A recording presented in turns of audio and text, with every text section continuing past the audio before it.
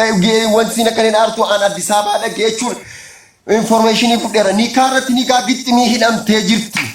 Mucaan inni walloon hidhatee jira. Kana rakkatee isin bira dhufuudhaaf malee arrabsoon tokko hin jiru. Wanti tokko hin jiru adii koo uummanni as keessa jirtan hundi keessan. Tasgabbaa'e rakkoon qaba. Okay. Amma gaala. Dhaggeeffadhaa ilaa. Sa'aatii sadiin booda. Geessanii sa'aatii sadii kadhannee sa'aatii sadiin booda tolee maa jette ishii jenne.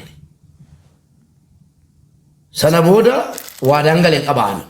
Yeroo waadaa galu fakkeessuuf yookiin waa biraatiif tun taane rabbiif jecha tikkeettii sii kutee anatu galcha jedheen deemee tikkeettii meerree paaspoortii mattaaqanaa erguu qabdi minaa yeroo mesenjera irra barbaadu guruppii qabna mesenjera firiyaasii tokko wajjin anaafisii firiyaasiiti. Deemee tan maal dhagaa nan dawwala sagalee wayii fuutee kachinatti goote kana. Nama sadii guruppii keessa kun agartu tokko isiidha tokko firiyaasiiti. Asii dawwalee dadhabetanii booddee kana lamman tiraatti. Sagalee kana waliin sin dhaggeeffachiisa. Hayyuu fi yoo jala jalaatti dhaggeeffadhu sagalee keetii uummata dhaggeeffachiisa. Assalamu alaikum warahmatullahi wabarakatuh. Akkam bultee mubaarak naguma jirtaa nagaa kootti alhamdulillah. Ejallee asiif asiituun masammuu koo na cannagee jennaan ishiin galaa jedheera. Ishiin gala jechuun boolliyyuu hilmoo koo ilaaluudhaan malee ani isaa wajjin araaramee isaa wajjin jireenya itti fufuufanii miti. Jarsarraa galaatii yaasaa gatii jedhame hin galu algabama biyya laasa hin deemu nan jiraadha hin deemu ilaalii ijoollee koone sarichee asuma hojjedheetan ijoollee kootiif hin nan jiraadha hin barbaadu utuu waan hin galin maatii kootti sagalee qabaara utuu waan hin galin galee jennaan immoo namichi kun akkam na hafu utuu waan hin galin dhiiraa hojii qabamtee bergiitti sharammoxxee akkas taatee dhugaan koo gadinaa ba'ee kunoo argadhee dhiiraa hojii heerumtee kunoo hiisisee immoo fudhadheen galaan jira maaloo jedhee wastaappiidhaan sagalee qabaara. Gatii kanaatiif arraba saasanaa wajjin isa inni isaa taa'u waan isa nan ta'a. Lubbuu kootiif haala kennetii namni fudhatu isa hin jiru. Hin galu waan hin galu mubaarikii kunuu nan ta'a bakka hamma. Hin galu. Ofirraa buusee kaleessuma achuma irratti. Miidiyaa irratti isa hin dhiyaatu bakka. Yoo du'e isa inni nan du'a mana isaa galuu dhiise. Tokko. Gaa. Waa tokko itti deebita. Kalee amma jira. Gaa. Qoy. Gaa. Hayyuu fi akkaawuntii biraatee jala jirta. Hin dhuftaa kottu. Dhugumaan mucaan kun sagaleen nimaatii keetii qabe. Sagaleen nimaatii keetii waawwaa daasii gala. Sagaleen nimaatii keetiin shorommottee qabsiifadhee hinjifadhee jedhee maatii keetti dhaaddatee miti hiriyaa keetti dhaaddate yoo jiraate hin galin ana boleessi kee hin galin siin jedha. Yoo hin jirre garuu zaseemaas simsim jedhama. Sagalee lammaffaa immoo dhaggeeffanneen hojii nama dhaggeeffanne. Dhaggeeffatin. Wallaahi dhaggeeffanneen. Maaliif asin jedhe beektaa? Waan ajaa keessaa? Ilaamee nama 5,000 jira as dhaggeeffadhu. Ilaa nuti ilmoo namaa tabiibi. Ilmoo namaattis immoo birmaduudha nuti ijoollee Oromooti. Hiikalee. Ilaa amma aasaa dhiiraa aasaa nama guddaa asofna asirratti. Hiikalee. Obboleetii keenya. Ilaa kanatti galtu kaleessas imeera laa na taazaba nama jala galu. Sinii jedheen galaa itti wallaahi nuu jetteen galtu dheetti imeeraan kaleessa. Jireenya sii teettee ilmoo sii teettee galti. Kaleessas itti imeen ture. Achi immoo laayifichi cuunee baan yeroo nuti deeggarsa mucaa kana maallaqa sassaabne jennu yaada jijjiirratti laa sittani maatii sana duraan barbaadatteetti. Maallaqa sassaabnaaf jennaan tole jette. Sana booda immoo achii baatee waan isii qunname hin beeku amma waa tokko aasaan muka lama. Maanni dhoftee obboleettiin keenya kun sagalee sun jiraannaan anseeraan nan kasa saafin bakka ishii bu'eetu siin dhufin gurbaa kana nan kasa isaan abrishiin. Nama jirtan kun ragaataa nan kasa isaa nan gaafachiisan seeran. Inni nuti as teenyee isii kadhannee sii galee isii kadhannee akka siin galtu kadhannee amansiifneennaan ati sharammotti akkas jedheennaan wallaahi an abdiin jechuudha nan kasa san gurbaa kana abrishiin jechuudha. Injenne taanaan maqaa balleessa sanan inu mangaluun barbaanne jettee dhuftee nutti himtu murtee hin murteeffannaar waanan godhu waanan murteessu obboleessa koo mubaarakii fi isin obboloota koo eda'oo dabalatee hunda keessan tokkummaa hundumti keessanuu waan murteeffannu dabarfanna amma sirriitti. Kana gochuudhaaf immoo obboleettiin keenya dhuftee sagalee inni waatsaappiidhaan itti qabe fiduu qabdi. Hin fiddu taanaan nuufa dhuftu kabajaan. Kanuma qofa isii qofa nuu fida. Obboleettii kana immoo baluu Dhaggeeffatee Bani sagalee gaaf. Bani bana wallahi ta'u. dhaggeeffadhame. Qabaan maatii koo hin gashu jedheera. Maatii koo hin gashu waa'ee koo jedheera miti. Amma geesse maaliif maatiitti na dirare? Akkana sharammattee akkana taate maaliif nazare? Kalas bakka natti haa biyya laa ba'u siin ba'u hin naqu asuma taa'ee dalagadhee nan jiraadha. Okay. Abrish gaaffii si gaafadha. Isiitti dawwali jalqaba. Tuusan gaafatin.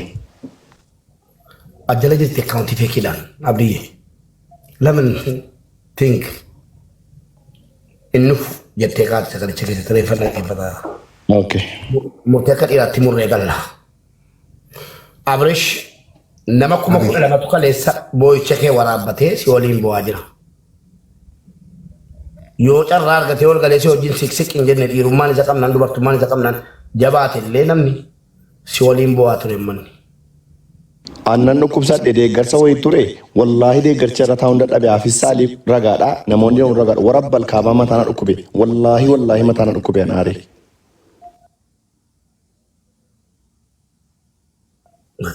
Kanaafuu obboleessa koo waan si gaafadhatu siin nufi. Yoo jettee jiraatte amaluma keenya. Waa booddee sagaleen sitti dhufee jennaan seera sin dhabdaa. Ijoollees giddii kee kennita. Ani firiyaan koo waan nu waliin haasofne sitti meera sila. Ofitti si fudhannee nu biiroo keenya keessi keenya hojii hojjechiisuudhaan waa meeqa walii gallee jirra. Galgalli kun dukkana. Borimmoo dukkana qabdiin nu eeggata. Utuu kirkiinni qintuu siin sagalee fudhattee nufin. Yookiin sagalee nutti argameera ta'a. Yoo aarte jettes. Yoo sanaan dura jettes. Dhugaa jirtu dubbadhu dhugaa irratti gargaarra. Namni aare waada nu dubbata. Sagalee qabdee moo hin qabne Oromoo dhaggeeffadha. Mucaan kun sobee jennaan. Mucaa ajjeesuu barbaadaa jira. Eenyuuf? Maatii siisa ta'u. Hiriyaa siisa ta'u. Ilaa Oromoo dhaggeeffadha. Mucaan kun nu sobnaan dhaggeeffadhaa jiru. Mucaan kun nu sobnaan ragaan itti dhufnaan mucaa ajjeesuu barbaadaa jiramtee jaalalaaf hin jennu. Dhugaa hima. Anuu seeraan nan gaafachiisan. Kanaaf hin jettu. Sagalee qabdee moo hin qabne sharmuuxuma sagalee rasiilee duwwaan isin jettu. Dhaggeeffadheera. Kan bultee mabaarakina akkuma jirtaa nagaa. Biyya laasaa hin deemu.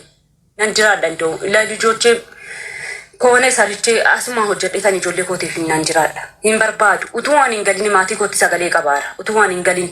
Galee jennaan immoo namichi kun akkam naa godhu.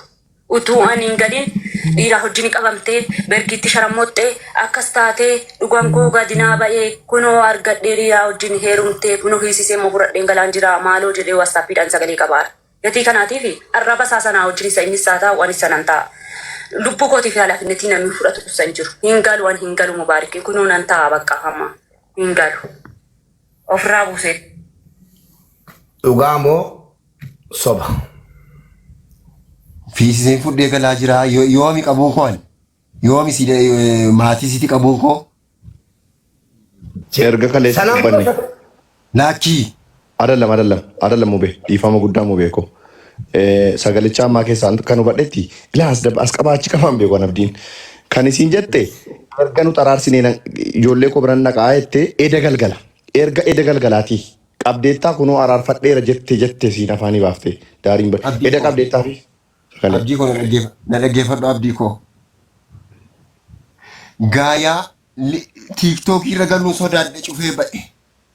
Tiiktookidhaan miti waatsaappiidhaan sagalee isiitti qabdeettaa natti qabeetti. Dhaggeeffadhu waastaappii miti gaayaan siin jedhe waastaappii walaa immoo miti gaayaan siin jedha. Tiiktookii irra galuun sodaadheen cufee rafee. Erga asirratti wal fudhannee dhufne aanna nam tokkoon jedheera taanaan isin fayyaan keessa na taradhaa bakka morma kun isinii kenna. Ilaali qaallitiin kun wanti akka hin aartu aan Addis Ababaa dhagge jechuun informationii fudheera. Ni kaarratti ni gixximii hidhamtee jirti. Mucaan inni walloon hidhatee jira. Kana rakkatee isin na bira dhufuudhaaf malee arrabsoon tokko hin jiru. Wanti tokko hin jiru abdii koo uummanni as keessa jirtan hundi keessan. Tasgabbaa'e rakkoon qaba. Okay. Amma gaala. Dhaggeeffadhaa ilaa. Ilaa wasiin.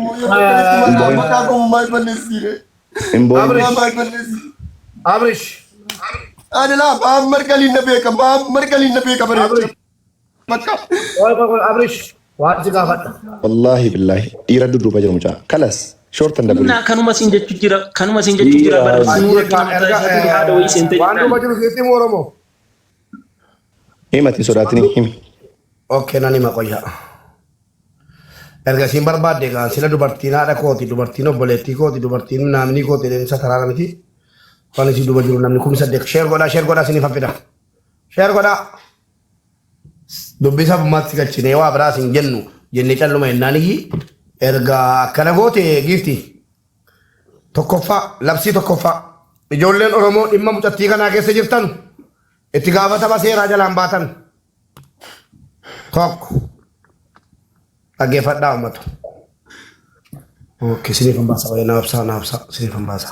amma baasutti immoo miyuutii godhi obboleewwan mubaarak musammaa qarshii 600 badhaafamuu fi naa guddisa tokko badhaasa sanas immoo kan inni badhaafamu foolowariin alradaa kana naa guddisu alradaa kuni naa guddisi dafii alradaa naa guddisi alradaan kun yoo 100 galee badhaafama mallattoo ida'uu alradaa kana naa tuqaamee jabaadhaati hundumti keessan jabaadhaa mallattoo ida'uu balleessaa nama xiqqoo tafe waan ta'eef mallattoo ida'uu alradaa jabaadhaa ida'uu sitti qofa tuqa jabaadhaa galatooma ulfaadhaa. Itti nu beera sheer godha. Mallattoo ida'uu sana tuqaa jabaadhaa. Mallattoo ida'uu sana tuqaatii qarshii 100 badhaafama 100 yoo guute jabaadhaa. Oromoo koo fooloo naa godha please. Galatooma. Namni na jibbitu illee fooloo naa godhi please.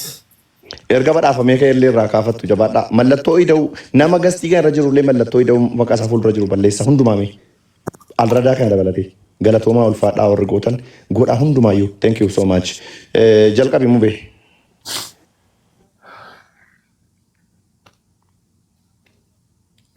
ummata koo galatoomaa ulfaadhaa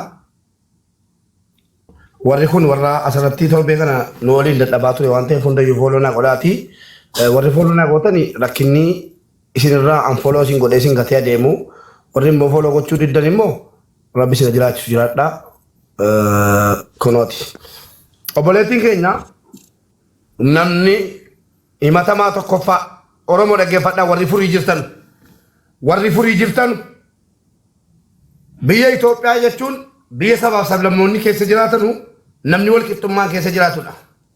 Abbootiin seeraa Itoophiyaa keessa jirtan dhimma obboleettii keenyaa kana irratti dhiigni dhangalaanan rakkoo wayii qaqqabnaan itti gaafatamaan obboleettii keenya haadha manaa namni beeku oggaa godhan kan waliin jiraatan osoo seeraaf heera amantaatiin seera mootummaatiin hiikuu hin mirkaneessin obboleettiin keenya kun dhiira kan biraatii wajjin magaalaa Finfinnee keessatti kach goonee qabannee jirra footoo kaafadhaa.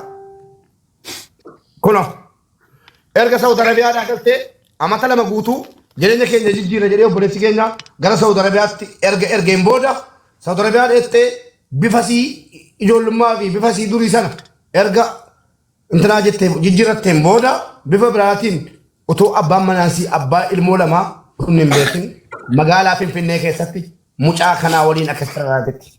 Mucaan kun saba kamiin yoo ta'u abbaa barbaades haa ta'u itti gaafatamaa jireenya kana diiguu fi wallaahi akkoo kanaati. Kun ola. Qabatamaa waa tokko shooppii miti jinni miti jechuudha. Namni duuba mucaa kanaa jiru tokkoffaa mucaa kana. Haadha manaa namaa akkasitti hammachuu jechuun ilaalaa hundi keessanii warri Itoophiyaa keessa jirtan jechuudha. Boriifoo. Isa keenya Dubaayin deemuu barbaadda moo Saawudii deemuu barbaadda? Filadhu tokko. Ijoolleen Dubaay keessa jirtan intalattiin gara Dubaay dhufaayetti waan ta'e Abdii Geetachoo Abbabee intalattiin kun eerpoortiitti akka nuu qabantu borbaati guyyaa borii baadti lama.